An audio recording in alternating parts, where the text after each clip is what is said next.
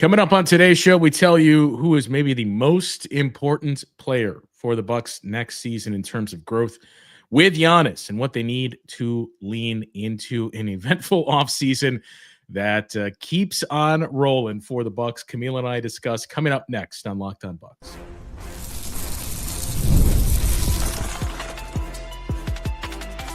You are Locked On Bucks, your daily Milwaukee Bucks podcast.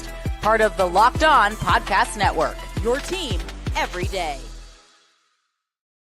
Welcome into Locked On Bucks. I'm Justin Garcia, joined as always by Camille Davis. You can find me on the Bucks Radio Network. You can find Camille's work as an NBA analyst on our Locked On Network and the Technical Foul podcast as well. Today's episode brought to you by FanDuel.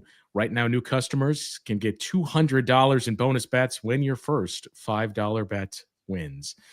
As the world, as Deer District turns, apparently we're headed to another week of this, Camille, with the will he or won't he quote unquote reporting that's being tossed around quite a bit out there in the Twitter sphere and everywhere else. So we decided we're going to frame today's show with the assumption that nothing changes, that Giannis is here, and in turn you have a greater possibility of getting guys like Kevin Porter Jr. and a Gary Trent Jr. to extend here and stay. Everybody's favorite Jericho Sims as well. So let's assume nothing changes. Giannis is here, and that group that you had really leaning into heavily down the stretch, that's who you're going to lean into this upcoming season as well. So if that's the case, what do you need from some of these guys? Who are the guys that need to progress the most, and in what areas do they need to progress? And what do we think the ceiling is, taking out any other moves and additions the Bucks may make here? So I'm going to start with you. And I think we've probably tipped our hand already with the thumbnail, but is there one player specifically that you look at and say, okay, if this is the case, this guy and his growth is extremely important? Yeah, there's a few different ways you can go for this, because it's going to be important for internal development to happen with this Milwaukee Bucks team. I found it really interesting hearing like the Nuggets, like their exit interviews and their conversations. And they were just saying like, a lot of our growth is going to be internal. Like that's just the way forward for us. And if you look at other championship teams, internal growth is going to be the key. And for the Milwaukee Bucks, I mean, of course, you can point to your Kevin Porter Jr.'s, who's going, if he is here in Milwaukee, he is going to have a huge role with Damian Lillard being out with that Achilles injury. He will most likely be your starting point guard. So you definitely need that from him. I'm going to go a different route here. I'm actually going to go with Andre Jackson Jr. because of position scarcity. Like, look at this Bucks team as it is. Like the guards, if Kevin Porter Jr. is back, you have AJ Green. If Gary Trent Jr. comes back, the guard rotation looks decent. Like you can get by with that. Some good defense there, some shooting, but the wing rotation is a little bit of a question mark of like, we have to make sure that we're strong there because, you know, wings are a prototypical NBA position. And Andre Jackson Jr. has shown the tools to be able to be out there, be someone who can harass opposing ball handlers, just not in a consistent method. Like we saw his rookie year, a lot of foul calls for him, not as many last year, but also not as consistent defensively for him. But also the offense piece of it, like the raw numbers aren't terrible for Andre Jackson Jr. It's just the fact that defenses don't respect him. And there are times where he passes up the shot that he should be taking. It's the decision-making aspect of it as well, because if you would have told me that Andre Jackson Jr. was a 39% career three-point shooter, I'd be like, for real? Because not based on the way that other teams defend him. Yeah, all right. I mean, this isn't going to spark any type of debate, but and I suppose it may surprise some Bucks fans, given I don't know if we've been labeled as Andre Jackson Jr. haters, but we certainly haven't been invited to the fan club of strongest supporters. Me and Frank especially. But yeah, he's my choice too for those reasons that you mentioned. I mean, there is definitely something there defensively. Now, I think we've had a tendency to overhype that defense, and I think it works on specific player types versus others. But still, he's an impactful defensive player. The problem is, how do you keep him on the floor with his offense? So I'm not trying to make the comparison in terms of their defensive prowess, but to me, I think number one, it's imperative that the offense develops, and it's not just, hey, take corner threes. Like, he has to become more comfortable as an offensive player with the ball and how to attack closeouts, how to touch paint and force the defense to react. We saw him attempt the floater quite a bit last season to varying success rates, but even developing something like that is going to be important for Andre Jackson Jr. So a lot of times when you hear this, like, hey, he's just got to find his offense, you think about get better at shooting. And, there's certainly something to be said there for a guy like Jericho Sims as well. Yeah. Hey, it'd be great if he could develop a corner three, but there's more to it than that. Your comfort with the ball and your ability as a playmaker, which is easier said than done. But if he can develop something of an offensive game, and it doesn't even have to be substantial, I do look at guys like in Alex Caruso and say, well, and again, Alex Caruso is a much better defender than Andre Jackson Jr. is. But to look at Alex Caruso, nobody is going to suggest Alex Caruso is even a good offensive player. He's a smart offensive player. He knows how to cut and move without the ball. He's not a great shooter. His defense makes up for a lot of it. So can you at least get Andre Jackson Jr. to the point where we're having similar conversations to the offensive efficiency between he and Alex Caruso? And if you can do it, it's a major win to at least not be a glaring negative. Because I think that's the point that you and I have tried to drill home more than anything through this offseason is there's a lot of messages to be taken and wisdom to be taken from what we've seen in the postseason here. But I think the biggest thing is just limit your liabilities. The depth is suddenly important. You don't have to have 2 or 3 stars, or even as we've leaned on the last few years, you're going to have the best player in every series. I don't know how important that is anymore, as much as it's important to say there is not one spot you can pick apart. There's not one weak spot you can really attack against us. Yeah, absolutely. Absolutely. And Andre Jackson Jr. just has such like gifts when it comes to athleticism as well, where it's like, how can he get more comfortable using that to his advantage in situations like if he's operating out of the dunker spot?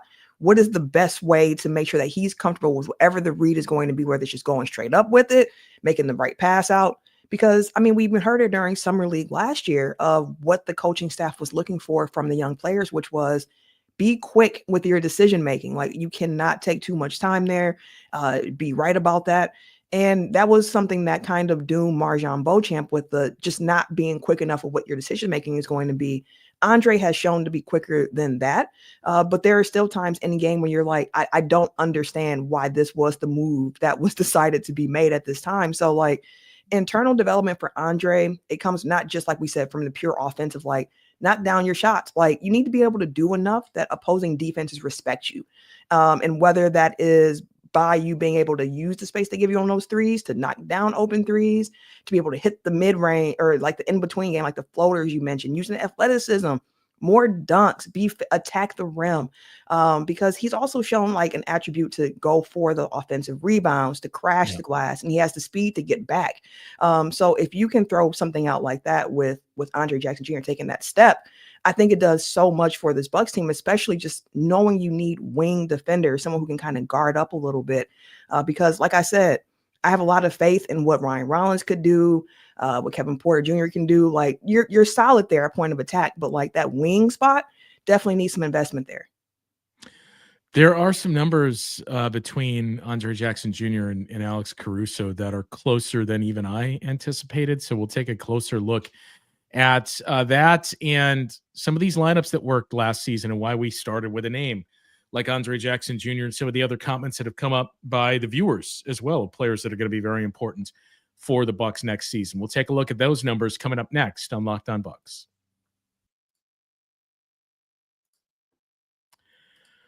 Well, the NBA playoffs are in full swing. Every night delivers highlight-worthy performances, major momentum shifts, and can't-miss moments. Whether it's a game-winning shot or a breakout player, there's never been a better time to get in on the action.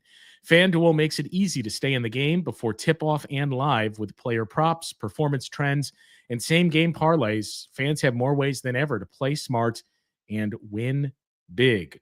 What would it look like to combine live prop bets mid-game based on how the action unfolds? If you got a read on who's heating up, why not back it up with a same game parlay?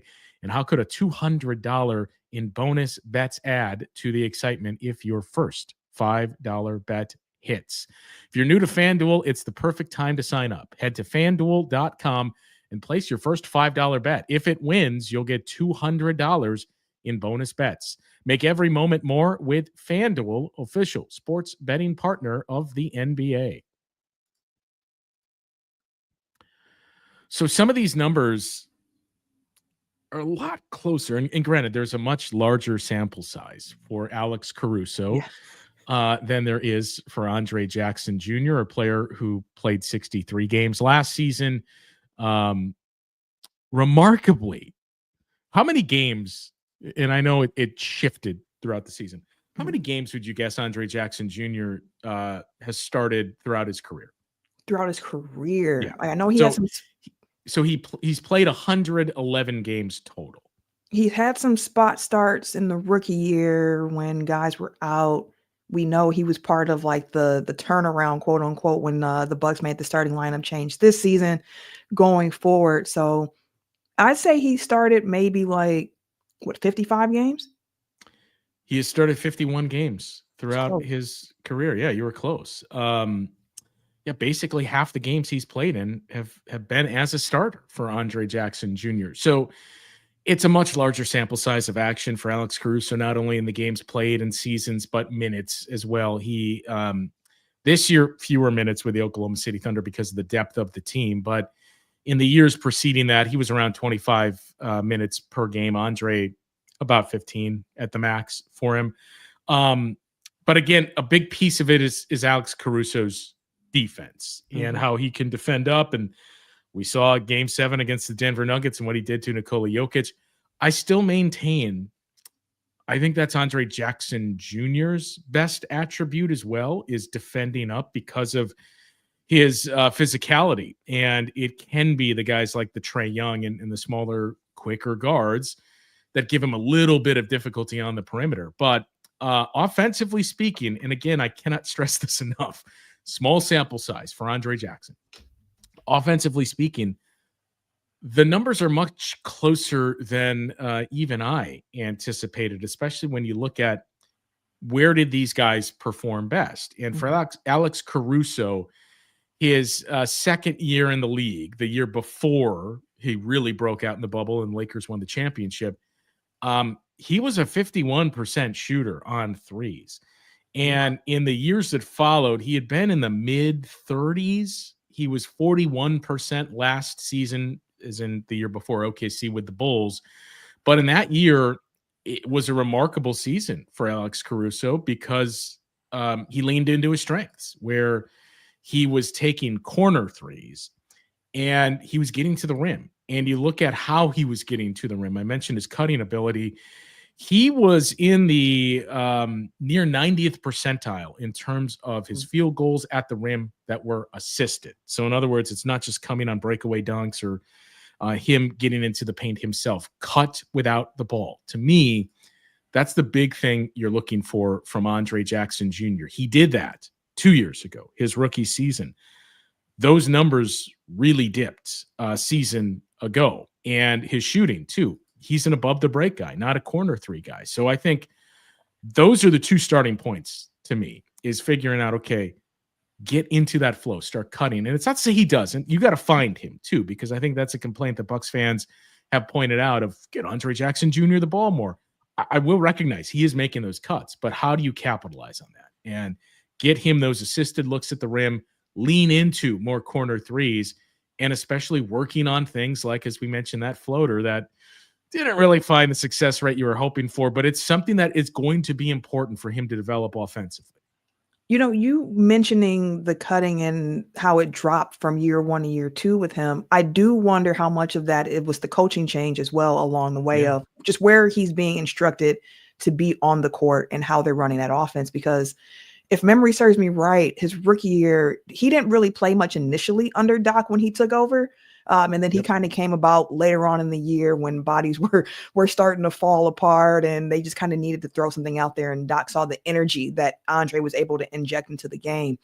So and he was one of the few available bodies. Exactly. Yeah, the bodies it was a big part, but it turned out to be a good thing, I think, for Andre Jackson Jr. and even AJ Green, who didn't have a great playoff series against the Pacers his first year, but bounced back in a better way this year. In the same situation with a bigger responsibility for him. So for Andre, I do wonder if some of that is just going to be on the coaching staff too. Of what are the best spots for us to put him in for him to be successful? Where are you comfortable getting the ball? And like you mentioned, he can cut, and with his athleticism, like you have to respect it. So if they can just find ways also, like Andre has to work on that for sure, and the timing of it, especially if you're sharing the court with Giannis, knowing the timing of when they hit those off-ball cuts is of the extreme importance because spacing is a premium when you're on the court with Giannis. So if he can continue adding that to the back, the coaching staff can really, I'm sure they did when they talked to him before the season ended, we need you to work on these things going forward. And if that's a piece of his game they can unlock, with his ability to see the court and make some of the passes that we've seen him make, especially more so in his college days than what we've seen so far in the NBA, I think that a lot can come from that. Like he could be a really important player, because I see a comment came in here live on the YouTube, which, by the way, if you're not subscribed to the Locked On Bucks YouTube, make sure you do that today. Just saying that we lost to the Pacers because we lack depth, and we should be talking about who we should get in free agency in the draft. Not that excited about Sims, Rollins, and AJ Green. And I can understand that not being exciting, of just like, okay, well, these are names we've seen before. But I want to say again that internal development is going to be very, very important. And you cannot build depth until you have your key rotation down. And thinking about what the Bucks look like going forward if Giannis does stay, it does, I think, look a lot more of like what we saw when Dame went out with the blood clots, with the offense running through Giannis, with you being at your best if you surround him with shooters, with youth, with defense. And for that reason, Sims, Rollins, AJ Green, Andre Jackson Jr., those are important names to this Bucks team right now. And in the summer, yeah, you can definitely try to add some more. You're going to have to add some more bodies to the roster, but the young guys that the Bucks currently have, or at least, a pathway to retaining, they're going to be important. Yeah. And look, it's, we got a lot of time this offseason, once again, that we'll get into that. But number one, it's not a great free agent class. The Bucks don't have money to spend anyway, in terms of cap space. They have, as we've gone over, the non-taxpayer. They could use a biannual. They have a trade exception that they can use, but it's not a great free agent class. So you're looking at flawed players and how do we maximize them? But the other part of it is we are doing this show under the assumption Giannis is here, but you need that question to be answered before you can fill out any type of roster with your free agency moves, because it impacts the type of player that's going to be willing to come here if there's no Giannis. So that's the difficulty with that one. And I agree with your point too, Camille, that internal development, I think, is going to be the biggest takeaway from this new CBA and how important it is. That I think you're going to see teams maybe not starting this offseason, but gradually we're going to get to the point where teams are protecting their draft picks and saying, you know what, we're no longer willing to give up 5 second-round picks for this player. We're no longer willing to give up multiple firsts here, because what this means, it shortens your windows and you have to win cheaply. And the way you do that is to find impactful players on a rookie scale deal. So, there's unfortunately quite a bit of time once again this offseason to pour over all of that stuff. We frame this as who are the players most important to kind of hit those internal developments, but you and I both organically aligned on the same player as the most important. It's not to say that guys like, if you retain him, Kevin Porter Jr. and Jericho Sims, even AJ Green, don't have any importance of continuing to add to their game. And we will certainly get to that in the coming days and shows here.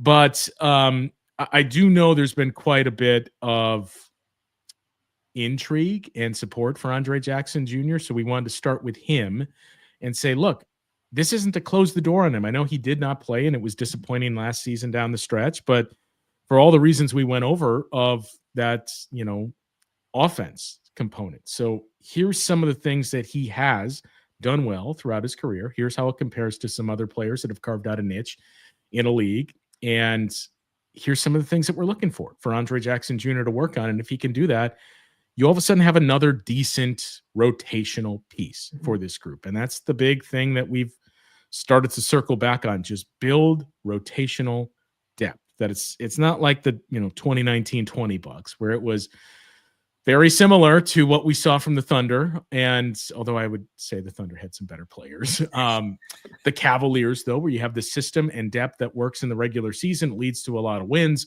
The playoffs are a different story. What we're seeing is playoff depth is becoming very, very important now with this new CBA. So one last thing I did want to get to for today is we mentioned what worked last year and what were the numbers with everybody's favorite lineup. So we'll get into that and where Andre Jackson Jr. made the biggest impact on the floor for the Bucks coming up after the break here. So I know we went over this quite a bit leading up to the playoffs, and certainly throughout that first round, 5 games of the playoffs of here's this group you need to lean into here. And what was surprising to me, Camille, so obviously the 5 guys that played heavily for the Bucks in that series, really your 5 most trusted players. That was the group that we saw closing games for the Bucks, most notably the win against the Minnesota Timberwolves, where you come back from down, 20 to win that one. But that was the group that Doc really leaned on to close out the regular season in the fourth quarter. And then the guys that were clearly your most impactful in the playoffs. So we're, of course, talking about Kevin Porter Jr., Gary Trent Jr., AJ Green, feel like it should be AJ Green Jr., Giannis, and Bobby Portis Jr. So how many possessions would you guess that 5-man grouping played in the regular season?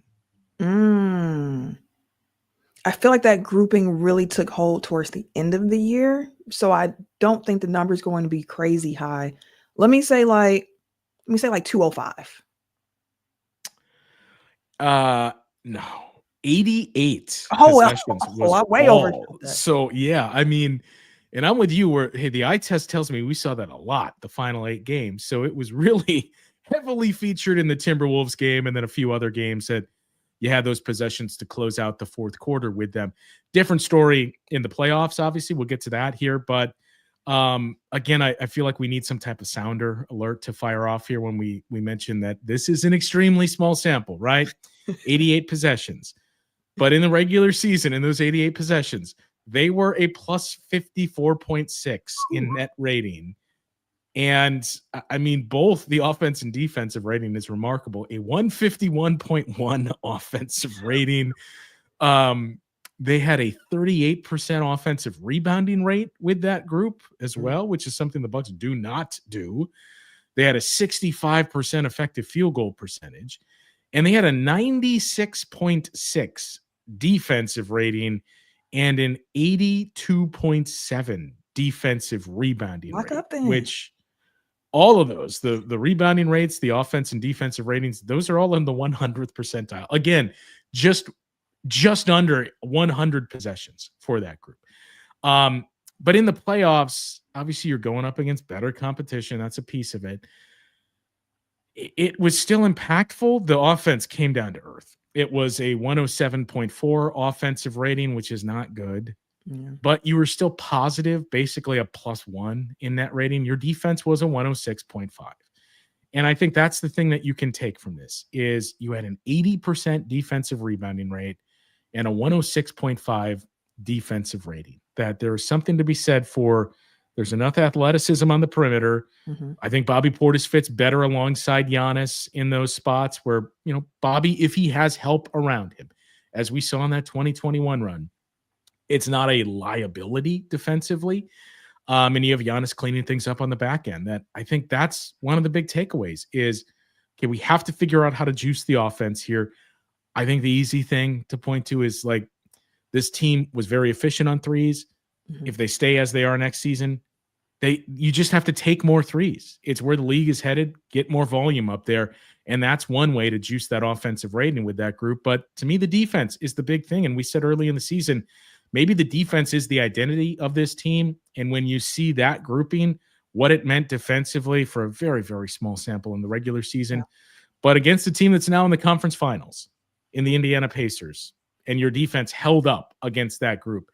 To me, that's another one of the, hey, I suppose you could call it a selling point, but to Giannis, look, this works. We have to improve the offense, but this keeps us where we need to be in the landscape of the league. And now we'll just tweak, add to the offense, and find out, ways to get that number up. But we know this is a defense that can compete for us.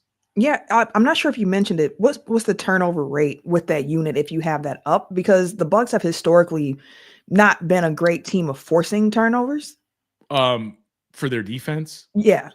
Or for that, do you have like that grouping with the not Andre Jackson Jr. with the Giannis, 5 guys Bobby? that we talked about? Yeah. Yeah. So what was their turnover rate defensively? What did they force? Not good. Okay. Not good. It was 7.3 grades, which is below a 0 percentile. Yeah. Okay. So I was wondering if that could be a piece where they try to emphasize that a bit more going forward, because turnovers has never really been a big piece of emphasis for the Milwaukee Bucks. Even with Doc Rivers, we know with Bud, it was pretty much like defend without fouling. Just focus on getting the stop, not necessarily going for turnovers, but just get the stop and go from there. And I do wonder if the Bucks do lean into more of a defensive identity here.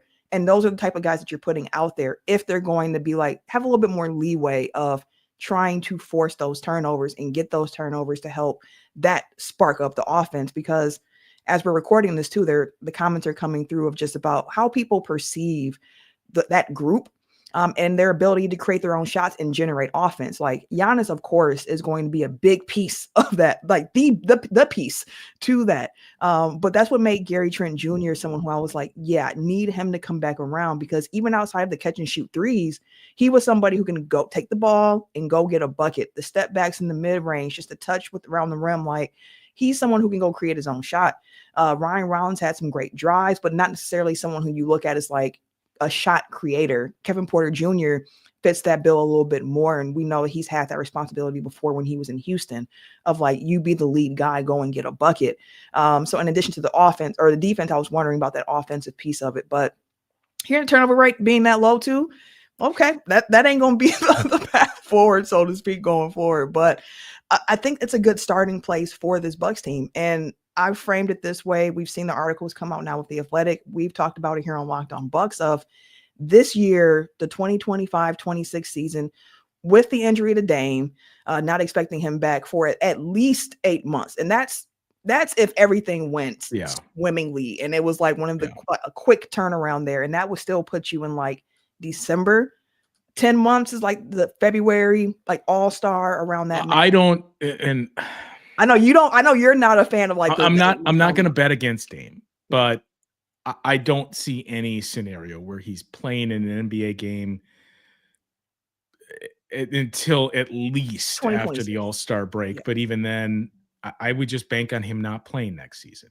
Yeah, and if he does play, like it's not going to be like a lot of time. Like if he came back around All-Star, that's still quick. Like I know the timeline is 8 to 12 months for that type of injury. So the early end is that December mark, or it could be all the way until April. Like we just don't know how bodies respond. Big shout out to Dame. I hope that, it all works out for him, but you can't expect that. So like the shot creation piece for this team, like you're going to have to find that. So again, internal development is going to be really important, and trying to find the best ways to put these players in positions to succeed. Because if Giannis is going to be the guy who is driving the show, of course, the kickouts are going to be there. So you need to have nice catch and shoot shooters, but he can't play a full 48. And honestly, that's why the Kevin Porter Jr., Gary Trent Jr., and Bobby Portis Jr. as well. Like those are the three guys who we've talked about so far, where it's like, I can trust them to try and go and get a bucket. So you need that mix in addition to the defense. And again, it's a starting place for this team. I think next summer is when you can really add on to it, but get the starting base together. And I think that's a decent place to start. Yeah, I mean, there's one other thing I wanted to point out, but it's probably better served to save for its own, to give it some more room in at least its own segment or own show moving forward. But I'll just mention it, and that's the pairing of Giannis and Bobby Portis last season. That when that group was on the floor together, when that duo was on the floor together, the Bucks were plus 10.6 in net rating, and the big story there was the defensive rating dropped down to a 115.7. In years leading up to that, 2 years ago, there were a plus 0.1 net rating where the offense was still in the 120s, but so was the defense. The year prior to that, Drew Holiday's last season in Milwaukee, it was a plus 0.5 when Giannis and Bobby Portis shared the floor together. And just, looking through the year prior to that, even when the Bucks were defending their title, it was a plus 0.1. So looking through a lot of the groupings, I think, to me, the easiest explanation is you had Drew, but you were starting to see other defenders that were a little long in the tooth. And you had some weak spots on the perimeter. And it wasn't just Giannis and Drew can make up for everything. And again, I think you saw a group that can switch and that can play on a string aligned together when there was those moments of Giannis, Bobby, and the other three guys that we mentioned for the most part. So that to me has been one of the bigger takeaways of, okay, you can limit some of the questions you have defensively about Bobby Portis if you surround him with switchable guys. And that's what this group was. So that number two, for the first time to see the pairing of Giannis and Bobby Portis be your most effective versus Giannis and Brook Lopez is another key piece here to this offseason for the Bucks. So we'll get into that conversation coming up over the course of the next couple of days here as we wait to see any type of updates on the Giannis front. Again, he still has not met with John Horst. There's been no end of season meeting as of yet. So we're all still waiting to see what comes from this and what decision will be made by Giannis and company here. I'm going to point out two, I think we talked about this. We'll just make the executive decision now, Camille. We're going to enjoy Memorial Day, so I don't anticipate us having a show out there Monday morning. We're trying to get Frank on early next week to dig into some of the lineup stuff and some of the things we went over on today's show. But as we wrap here, Camille, I suppose as one of the few remaining Chris Middleton stands out there, what better way to celebrate your birthday, by the way, thank you, than to just bask in this. Our guy is still on that list of the most game-tying or go-ahead field goals in the final 5 seconds of a fourth quarter or overtime in NBA playoff games. Chris Middleton, number 3 on that list, alongside Tyrese Halliburton and Kobe Bryant. My boy, 22. Like, again, the end here for Chris with the injuries and whatnot, unfortunate. But man, when Chris Middleton was healthy and he was on, like, just a really, really special basketball player. And I hope that as more time continues to pass, more and more people continue to appreciate what Chris Middleton did while he was a Milwaukee Buck. So yeah, that's a great birthday gift. Now all I need is like Chris Middleton himself to be like, happy birthday, Camille. And I'll be like, my fave. Thank you. I'm a fangirl on that one. If ever Chris Middleton acknowledged my existence, that's the one right there for me. Well, he was just in Wisconsin with Giannis and Pat golfing. So maybe he's still here and listening, and you'll get that message after all. I hope everybody has an enjoyable and safe Memorial Day. Again, I don't anticipate us having a show for you Monday morning, but we'll be back with a vengeance on Tuesday. That'll do it for today's show. For the birthday girl, Camille, I'm Justin. We'll talk with you guys once again next week on Locked On Bucks.